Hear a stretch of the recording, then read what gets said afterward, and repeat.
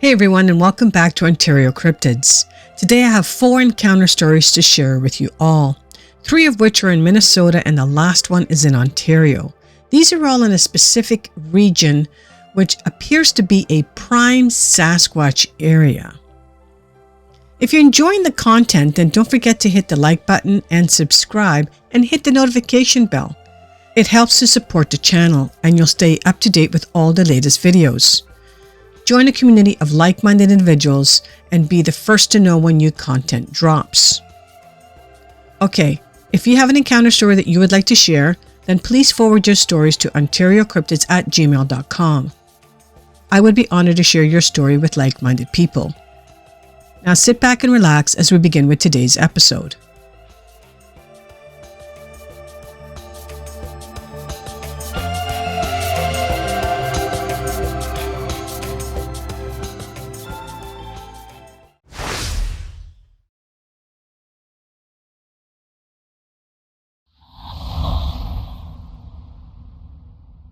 Okay, for this first one, this one takes place August 18th of 2023. We're going to go to Cook County, Minnesota, and the nearest town is Grand Marais. I had gone to Boundary Waters Canoe Area in Minnesota on August 18th of 2023 with a friend. We arrived about 8:30 p.m. at Little John Lake for a canoe trip. There was still some daylight left, so we decided to do some canoeing rather than setting up our camp. We made our way across Little John Lake to a shallow channel which connects Little John Lake and John Lake, and continued on to John Lake. It was about 10 p.m. It was getting dark and we were in the middle of the lake when we had a rock thrown at us. It was thrown a good 150 yards from shore. Then about 20 minutes later, as we backtracked to the car, we were in a small canal between 2 lakes and heard a strange noise that to me sounded like a cross between a gorilla and a duck. The noise was about 30 yards away from us. We heard it for about 10 minutes, and every time we shined our flashlight towards the sound, we could see nothing. It was very difficult to sleep, as it was eerie and I had a distinct sensation of being watched. At one point, I saw a large shadow standing very close to the car window. Then it moved away. We left the location the next morning.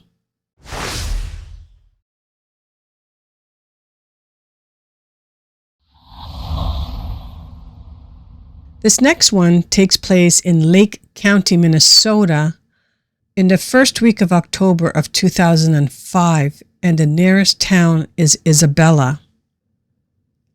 My friend and I had a job feeding sled dogs up in Isabella, Minnesota. One night we were out pulling the blocks of meat out of a large walk-in freezer, like in restaurants.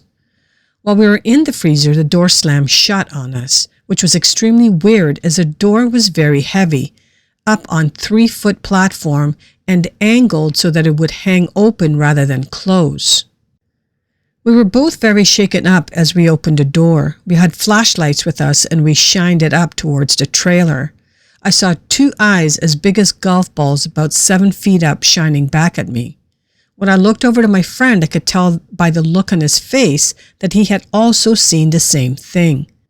We went into the feed shed for another flashlight, and when we came back out, the thing had disappeared. P.S. Right before the incident, all of the 130 dogs started barking at something.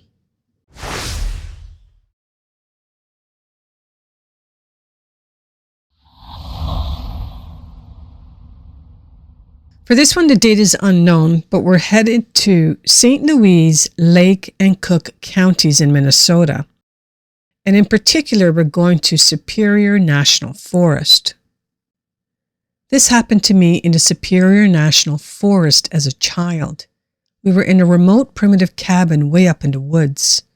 I woke up in the middle of the night and there was a single window and I see a giant dark person shape staring at me with glowing red eyes. I was petrified and couldn't move. Then it moved away from the window and started banging on the cabin walls.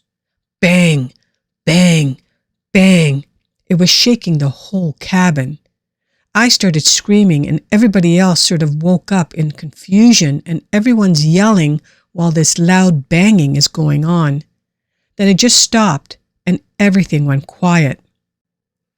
I told my parents that I saw it and it had red eyes, and I asked my dad what it was and he said it was probably just a bear. I was 6 years old, and whenever I would periodically remember this event throughout my life, I always thought it was very strange and it didn't add up. It blew my mind when I started researching the Sasquatch topic and found out just how many people have basically had the same exact experience. I thought I was the only one, but apparently not. I asked my sister a few years ago if she remembers this night. She said she sort of remembers everyone waking up and yelling, but she didn't have a good enough memory as I did. The cabin was located somewhere near the Canadian border in northern Minnesota.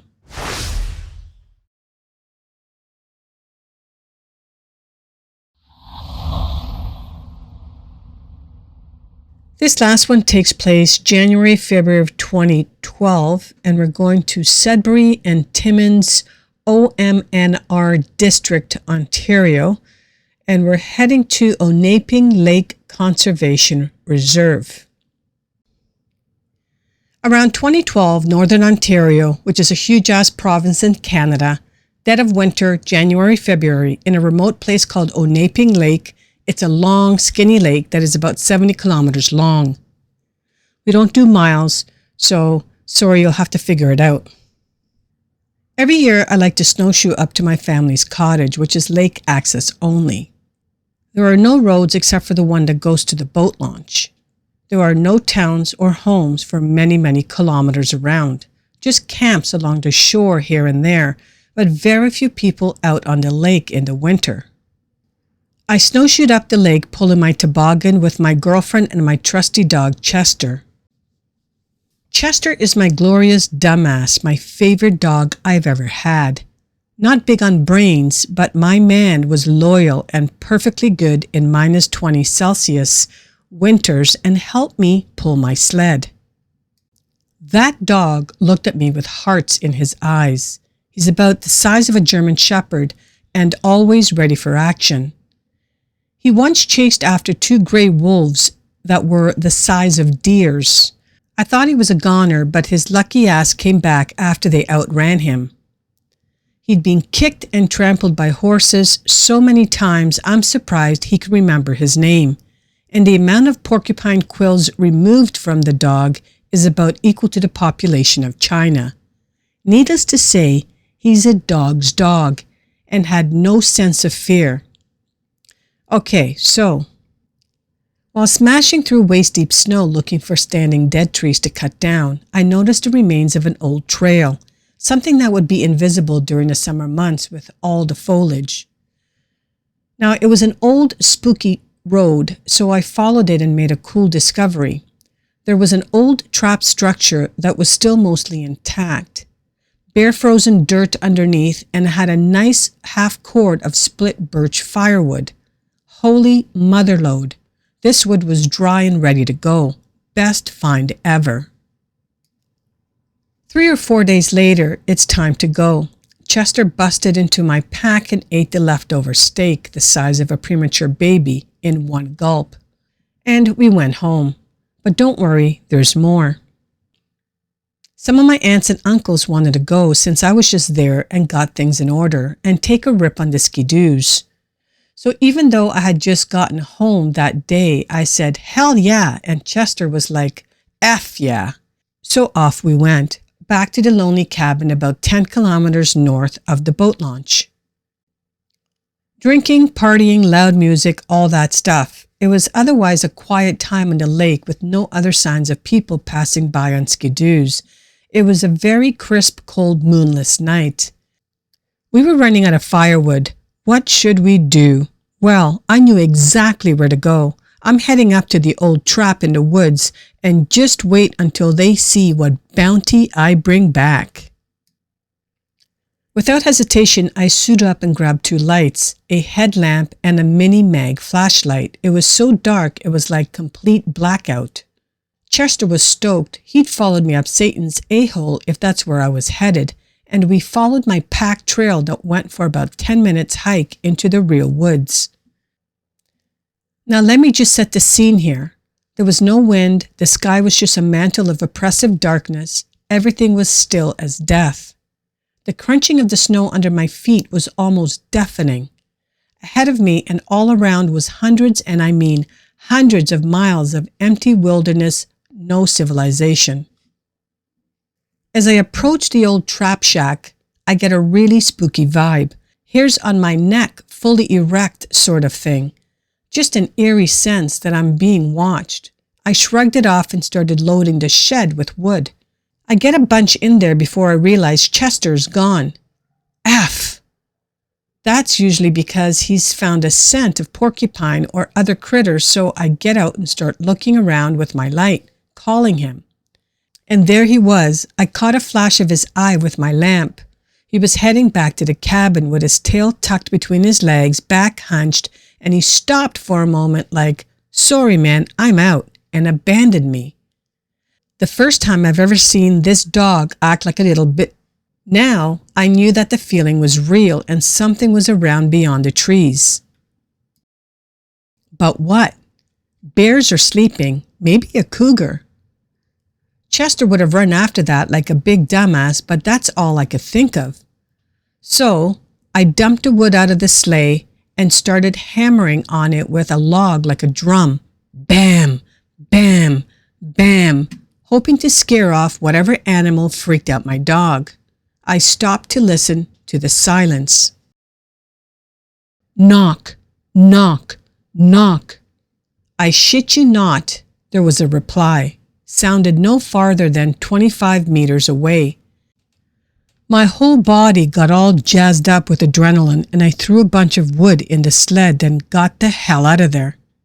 I was actually scared and out of breath when I got back. Everyone was too drunk to relay the story, so I kept it to myself. The next morning we had to leave way too early after a night of partying. Otherwise, I would have searched that whole area for footprints or tracks. So mad that I didn't get a chance to do that. So in the end, I don't really know what it was, but later I found out that Bigfoots are known to communicate by knocking on trees, and I immediately made the connection. That wasn't an effing animal, I know that much. It's the weirdest close encounter I've ever had with something. But let's be real, it was Bigfoot. I hope you all enjoyed. Happy squatching. Well, that's going to be a wrap. I hope you all enjoyed these encounter stories today, and it's time to get back to doing your chores. I know I need to do the same. So before I go, let's acknowledge the current OC members. I would like to thank Elizabeth, Jim, Diana, and Teresa for the contribution and support as members of the OC community. Your support is always appreciated.